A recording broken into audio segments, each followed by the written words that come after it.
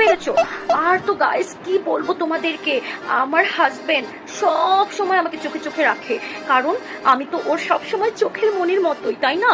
আমাকে কখনো মোবাইল ওভাবে ধরতে দিবে না, কারণ আমি মোবাইল ধরলে যদি উল্টোপাল্টা ওয়েবসাইট দেখে ফেলি বা উল্টোপাল্টা জায়গায় কারোর সাথে কথাবার্তা বলি, এই জন্য আমার হাজবেন্ড তো মানে কি বলবো তোমাদেরকে গাইস, 100তে 100 গাইস। এখনো যদি তোমাদেরকে আমি একটা লাইভ প্রমাণ দেই, তোমরাই দেখতে পারবে ও কত ভালো। দাঁড়া দাঁড়া তোমাদের দেখাচ্ছি।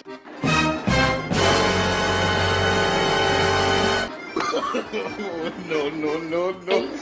এই চলে যাচ্ছ কেন? দর্শকের সামনে কিছু একটু বলে যাও না।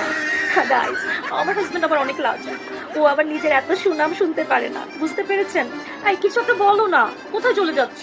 আরে আমি কোথায় যেতেছি, আমার কাজ আছে না? তোমার এই ফালতু লাইভ দেখার সময় আছে নাকি আমার?